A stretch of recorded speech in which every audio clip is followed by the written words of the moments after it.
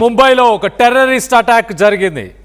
సోమవారం ఉదయం 4 గంటల సమయంలో ఇద్దరు సెక్యూరిటీ గార్డ్స్ పై కత్తితో దాడి చేశాడు ఒక దుండగుడు. ఇద్దరికి తీవ్ర గాయాలయ్యాయి. ఒకరి పరిస్థితి చాలా విషమంగా ఉంది. ముంబైలోని మీరా రోడ్ ప్రాంతంలో ఉంటున్నాడు ఆ టెర్రరిస్ట్.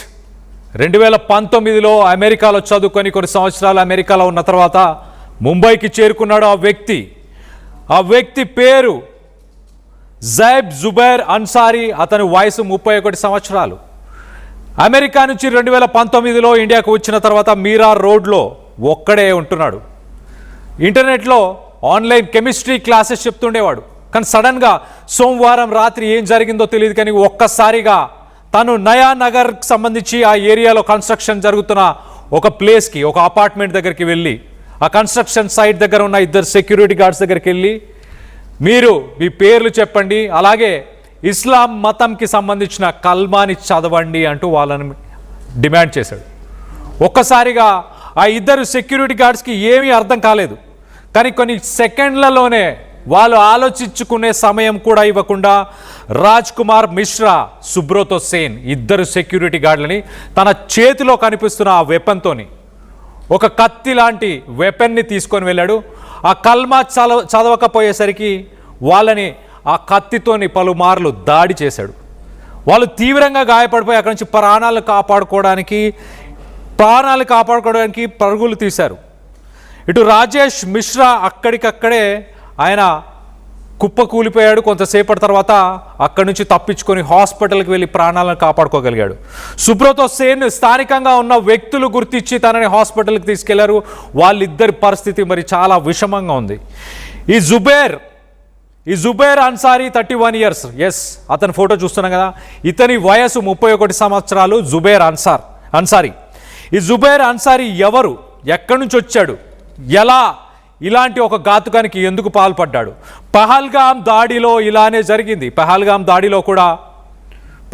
దాడి జరిగినప్పుడు కూడా ఇలానే కల్మా చదవమని, ప్యాంట్లు విప్పి చూపించమని ఇలానే క్వశ్చన్ చేశారు. ఈ వ్యక్తి కూడా అదే చేశాడు. వెళ్ళి మీ మతం ఏంటి, కల్మా చదవండి అంటూ మాట్లాడి దాని తర్వాత వెంటనే అటాక్ చేశాడు. ఈ అన్సారీ ఎక్కడి నుంచి వచ్చాడు, ఎవరు ఇతను అంటూ పోలీసులు ఇమీడియట్గా ఇన్వెస్టిగేషన్ స్టార్ట్ చేశారు. ఈ ఇన్సిడెంట్ అయిన వెంటనే, వాళ్ళకి ఇంటిమేషన్ వచ్చిన వెంటనే అన్సారీ అక్కడి నుంచి పారిపోయాడు.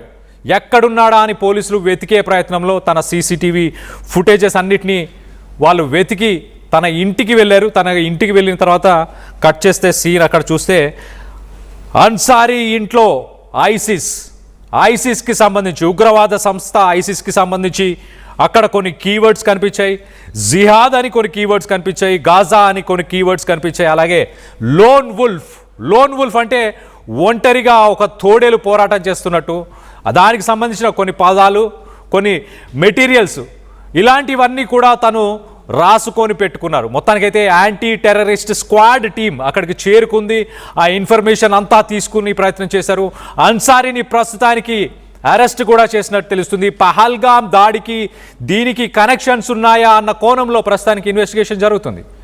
మరి ముఖ్యంగా పహల్గామ్ దాడిలో కూడా అక్కడ ఉన్న వ్యక్తులను, అక్కడికి వచ్చిన టూరిస్టులని ఆపి మరి వాళ్ళు కల్మా చదవమని వాళ్ళని అడగడం, వాళ్ళ ప్యాంట్లు విప్పి మరి చూపించమని అడగడం, అదే తరహాలో ఈ అన్సారీ కూడా ఈ ఇద్దరు సెక్యూరిటీ గార్డ్స్ దగ్గరికి వెళ్ళి అదే పని చేశాడు.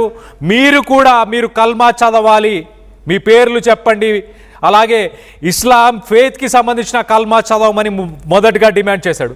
దాని తర్వాత ఇంకా ఒక క్షణం కూడా వేస్ట్ చేయకుండా ఇమీడియట్గా ఇద్దరు సెక్యూరిటీ గార్డ్స్ని మన చేతిలో చూస్తున్నాం కదా, ఆ ఫొటోస్లో కనిపిస్తున్న ఆ వ్యక్తి చేతిలో ఒక వెపన్ ఉంది, ఒక నైఫ్ ఉంది చాలా పెద్దది.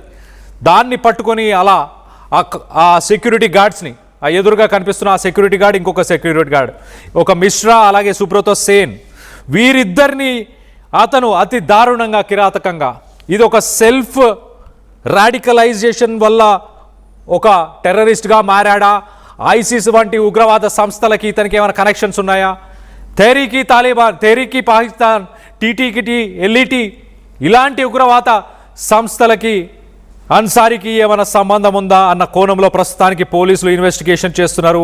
ఒక్కసారిగా ముంబైలోని నయానగర్ పరిసర ప్రాంతాల్లో ఒక్కసారిగా ప్రజలు షాక్కి గురయ్యారు. ఒక టెర్రరిస్ట్ అటాక్ అనేది ముంబైలో జరిగిందని ఒక్కసారిగా అక్కడ ఉండే నివాసం ఉండే ప్రజలందరూ షాక్ అయ్యారు. మరో పక్కన అన్సారీ ఉండే ఏరియా పేరు మీరా రోడ్.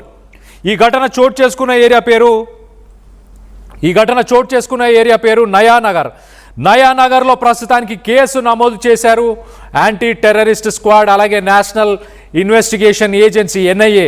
వీళ్ళు ప్రస్తుతానికి అన్సారీని అదుపులోకి తీసుకున్న విజువల్స్ని కూడా మనం చూస్తున్నాం. మొదటగా ఈ విజువల్లో మనం చూడొచ్చు పోలీసులు తనని అదుపులోకి తీసుకున్న విజువల్స్. తన ఇంటికి వెళితే ఐసిస్, గాజా, ఇలా జిహాద్ వీటన్నిటికీ సంబంధించిన మెటీరియల్స్, స్టడీ మెటీరియల్స్, బుక్స్, తను కొన్ని బోర్డ్స్ మీద రాసుకున్న విషయాలు కావచ్చు, ఇవన్నీ కూడా చూసి పోలీసులు అలాగే యాంటీ టెర్రరిస్ట్ స్క్వాడ్ వాళ్ళు ఒక్కసారిగా షాక్కు గురయ్యారు. సడన్గా అంటే 2019లో అంతకుముందు అమెరికాలో చదువుకున్నాడు. అక్కడే చదువుకొని కొన్ని సంవత్సరాలు అక్కడ ఉద్యోగం చేశాడు. కానీ పర్మనెంట్ జాబ్స్ ఏమీ తను స్టేబుల్గా లేడంట. అక్కడ జాబ్స్ కూడా ఎప్పటికప్పుడు మారేవాడంట, సరిగా జాబ్స్ కూడా చేసేవాడు కదంట. మొత్తానికైతే 2019లో ఇండియాకి తిరిగి వచ్చిన తర్వాత ఆన్లైన్ కెమిస్ట్రీ క్లాసెస్ చెప్పేవాడు. ఆ ఆన్లైన్ కెమిస్ట్రీ క్లాసెస్ చెప్తూనే తన జీవనం గడిపేవాడు. మీరా రోడ్లో ఒక్కడే ఉండేవాడు ఆ ఇంట్లో. తన ఫ్యామిలీ మెంబర్స్ ఎవరు మరి ఎక్కడున్నారు? తనకి అమెరికాలోనే ఎవరైనా ట్రైనింగ్ ఇచ్చారా, లేకపోతే దుబాయ్ లాంటి కంట్రీస్లో, లేకపోతే గల్ఫ్ కంట్రీస్లో ఇటు పాకిస్తాన్కి సంబంధించిన ఉగ్రవాద సంస్థలు అతనికి ట్రైనింగ్ ఇచ్చాయా?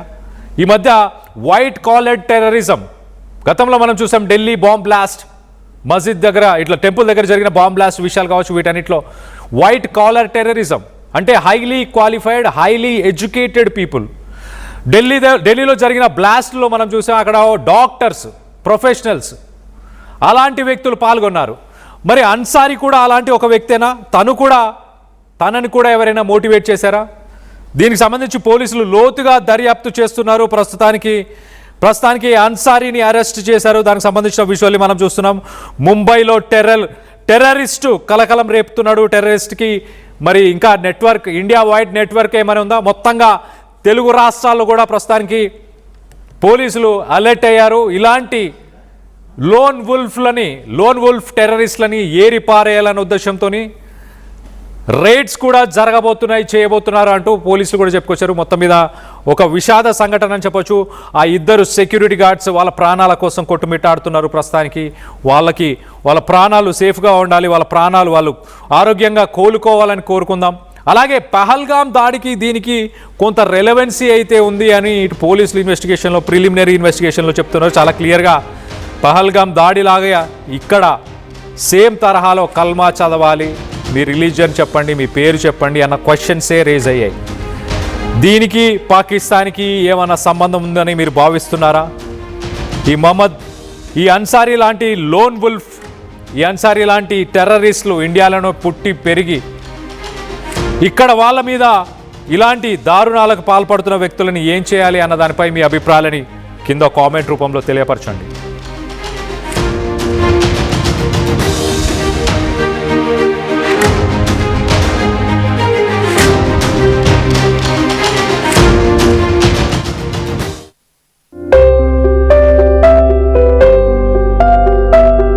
చిన్న చిన్న ఆనందాలు 35 ఏళ్లుగా నా జీవితంలో లేవు. 35 ఏళ్లుగా నేను డైపర్లలో బ్రతికాను. 6 సెంటీమీటర్ల ఫిస్టులా నా మూత్రాశయంలో లీకు కారణమైంది. ఎవరూ నాకు సహాయం చేయలేకపోయారు. AINUలో వైద్యులను కలిసే వరకు. అక్కడ వారు రోబోటిక్ శస్త్రచికిత్సతో నాకు పరిష్కారం ఇచ్చారు. వారు నా ఆత్మవిశ్వాసాన్ని కూడా తిరిగిచ్చారు.